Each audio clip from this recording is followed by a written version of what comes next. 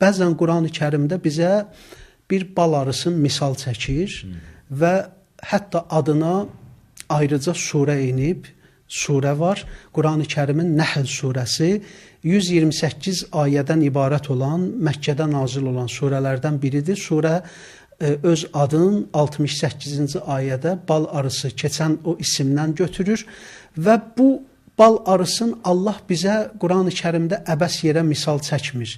Rəbbimiz buyurur ki, Bismillahirrahmanirrahim və əvhəynə rəbbukə ilən nəhl ilə əxiril əyə sadaqallahul əliyyul əzim. Allah buyurur ki, biz sənin Rəbbin bal arısına vəhy elədi, dağlarda, ağaclarda, insanların yaşadıqları evlərdə, çardaqlarda özünə evtik, pətək qur və istədiyin qədər meyvələrdən ye və nəticə etibarı ilə sənin üçün Allahın təqdir etdiyi yolda, təyin etdiyi yolda rahat ged. Bal arısına Allah vəhy eləyir.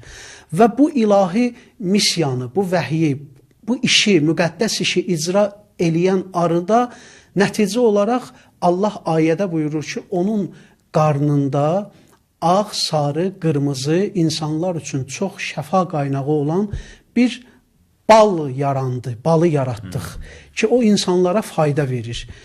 Və çox qəribədir ki, bal arısı alimlər bunun üzərində, bu ayənin üzərində çox işləyiblər. Çünki Allah bizi sonda, ayənin sonunda 69-cu ayədə təfəkkürə çağırır.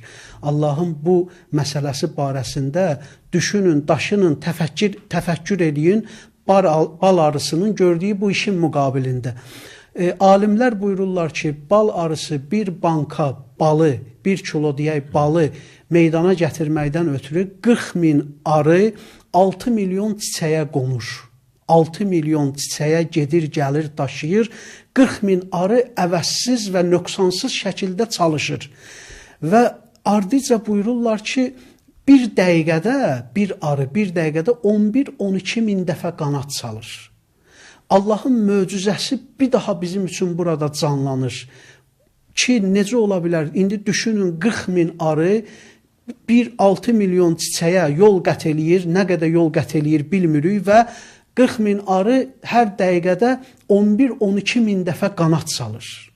Bunu insan oturub istəsə, düşünsə, bu riyazi hesablamanın sonuna getsə insanın ağlı donur.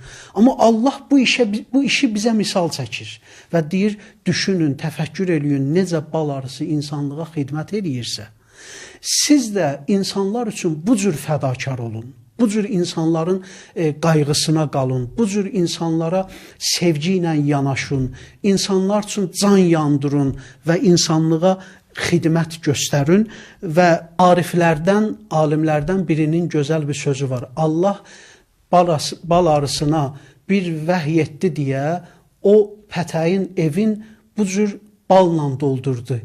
Əgər insana vəhy olunan Qurana insan tabi olsa, onun qəlbi, onun evi, onun həyatı necə şirin nemətlə dolar. Və ardıca da buyurur ki, arı heç vaxt bu gördüyü işin müqabilində, ilahi vəhyin və təqdirin, əmrin müqabilində gördüyü işlə yanaşı heç vaxt milçəklərə, çiçəyin leşdən gözəl ətirli olduğun və yaxud da balın nəzasətdən şirin və dadlı olduğun heç vaxt başa salmaq üçün can atmaz. Bu məsələdə özün yormaz, o işinə baxar, ilahi əmrə baxar. Bu bir növ bizə bir mesajdır.